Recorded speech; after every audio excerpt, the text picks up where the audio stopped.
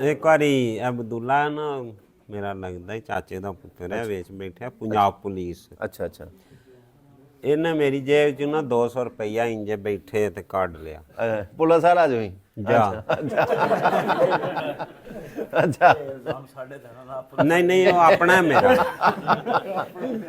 ਅੱਛਾ ਪੁਲਿਸ ਵਾਲੇ ਨੇ ਬੈਠੇ 200 ਤੁਹਾਡੀ ਜੇਬ ਚੋਂ ਕੱਢ ਲਿਆ। ਜਾ ਅੱਛਾ ਮੇਰੇ ਕੋ ਹੈ ਵੀ ਉਹ 200 ਸੀ। ਅੱਛਾ ਮੈਂ ਬਾਹਰ ਨਿਕਲਿਆ ਕੋਈ ਕੰਮ ਸੀ ਕਿਸੇ ਜੋ ਜਾਂ ਦੁਕਾਨ ਤੋਂ ਕੋਈ ਚੀਜ਼ ਲਈ ਪੈਸੇ ਬੋਝੇ ਚ ਹੱਥ ਮਾਰਿਆ ਕੋਈ ਨਾ ਅੱਛਾ ਦੁਕਾਨ ਵਾਲਾ ਆਂਦਾ ਨੰਬਰਦਾਰ ਜੀ ਫਿਰ ਦੇ ਜਾਇਓ। ਅੱਛਾ ਮੈਂ ਕਿਹਾ ਯਾਰ ਤੇਰੀ ਤੇ ਗੱਲ ਨਹੀਂ ਹੁਣ ਮੇਰੇ ਬੋਝੇ 200 ਰੁਪਇਆ ਉਹ ਕਿੱਦੇ ਉਹ ਕਿੱਥੇ ਗਿਆ? ਅੱਛਾ ਇਹਨੂੰ ਮੈਂ ਨਾ ਟੈਲੀਫੋਨ ਕੀਤਾ ਮੇਰੇ ਕੋਲ ਹੀ ਬੈਠਿਆ ਸੀ। ਮੈਂ ਆਖਿਆ ਅਬਦੁੱਲਾ ਮੇਰੀ ਜੇਬ ਚ 200 ਰੁਪਇਆ ਤੇ ਨਹੀਂ ਕੱਢਿਆ? ਅੱਛਾ ਉਹਨੇ ਆਖਿਆ ਕੱਢਿਆ ਹੋਵੇ ਤੇ ਫਿਰ ਕੀ ਕਰੇਂਦਾ? ਹਾਂ ਉਹ ਠੀਕ ਹੈ। ਮੈਂ ਆਖਿਆ ਯਾਰ ਵਾਪਸ ਦੇ ਹੜ ਮੇਰੇ ਕੋ ਹੈ ਵੀ ਉਹ 200 ਸੀ। ਅੱਛਾ ਇਹਨੇ ਆਖਿਆ ਹਮ लेतू का है देतू का नहीं। ਮੈਂ ਕਿਹਾ ਚਲੋ ਠੀਕ ਹੈ। ਠੀਕ ਹੈ। ਫਿਰ ਟੈਲੀਫੋਨ ਕੀਤਾ ਮੈਂ ਯਾਰ ਦੇ ਛੜ। ਹਾਂ ਆਂਦਾ ਨਾ ਨਾ ਪੈਸੇ ਸ਼ੈਸੇ ਹੁਣ ਨਾ ਮੰਗੀ ਅੱਛਾ ਨਾ ਮੈਂ ਦੇਣੇ ਨਹੀਂ। ਅੱਛਾ ਇਹਦਾ ਇੱਕ ਦੋਸਤ ਸੀ ਤੇਲ ਵਾਲਾ ਬੜਾ ਉਹਦੇ ਕੋਲੇ ਬੈਂਦਾ ਖਲੋਂਦਾ ਸੀ। ਅੱਛਾ ਉਹਦੇ ਕੋ ਗਿਆ ਮੈਂ ਅਸਲਾਮ ਅਲੈਕਮ ਵਾਲੈਕਮ ਸਲਾਮ। ਮੈਂ ਆਖਿਆ 500 ਦਾ ਤੇਲ ਪਾਈ। ਹਾਂ ਅਬਦੁੱਲਾ ਆਖਿਆ। ਅੱਛਾ ਵਾਹ ਵਾਹ ਵਾਹ। ਉਹ ਫਿਰ ਇਹਦਾ ਦੋਸਤ ਸੀ ਉਹਨੂੰ ਪਤਾ ਸੀ ਇਹਦਾ ਵੀ ਲੱਗਦਾ ਹੈ। ਜੀ ਜੀ ਮੈਂ ਕਿਹਾ ਜੇ ਨਿਊ ਯਕੀਨ ਤੇ ਗੱਲ ਕਰਾਂ ਫੋਨ ਤੇ। ਉਹਨੇ ਆਖਿਆ ਯਕੀਨ ਹੈ ਤੁਹਾਡੇ ਤੂੰ ਵੱਡਾ ਹੁਣ ਕੋਈ ਅੱਛਾ ਅੱਛਾ ਲੱਭ ਗਿਆ ਤੇਲ।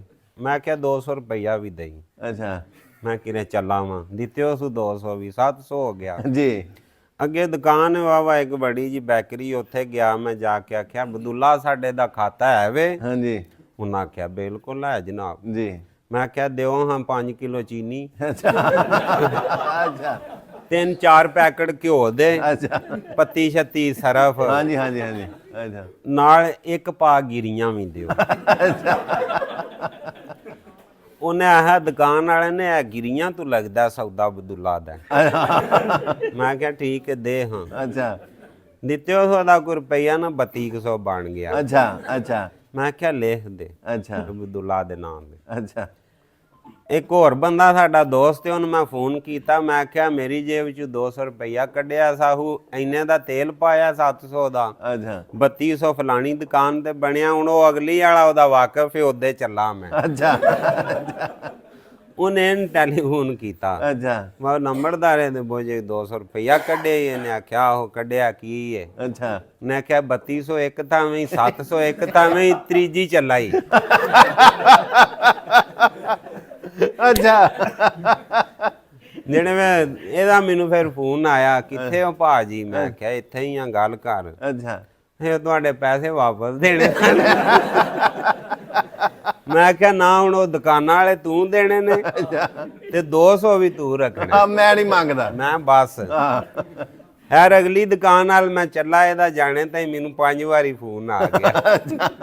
ਮੈਂ ਹੁਣ ਨਾ ਕਿਰੇ ਜਾਈ ਪੈਸੇ ਦਿਆਂ ਦਾ। ਜੀ ਜੀ ਸ਼ਾਮੀ ਫਿਰ ਆਇਆ ਡੇਰੇ ਤੇ ਮੈਨੂੰ 200 ਰੁਪਈਆ ਦਿੰਦਾ ਸੀ ਪਿਆ। ਮੈਂ ਕਿਹਾ ਦੁਕਾਨਾਂ ਵਾਲੇ ਜਾਂਦੇ ਦੇ ਸੜੀ ਇਹ ਵੀ ਉਰਾਂਦੇ। ਪੁੱਛਣਾ ਸੀ ਨਾ ਫਿਰ ਲੇਤੂ ਕਾ ਕੇ ਦੇਤੂ। ਮੈਂ ਕਿਹਾ ਦੱਸ ਹਾਂ ਲੇਤੂ ਖਾ ਕੇ ਦੇ ਤੂੰ। ਵਾਹ ਵਾਹ ਵਾਹ ਵਾਹ। ਕਦੀ ਸ਼ੇਰ ਨੂੰ ਵੀ ਅੱਗੋਂ ਸਵਾ ਸ਼ੇਰ ਟੱਕਰ ਜਾਂਦਾ ਹੈ। ਉਹ ਇੰਜ ਕਰਕੇ ਗੱਲ ਸੀ। ਜੀ ਜੀ ਜੀ ਜੀ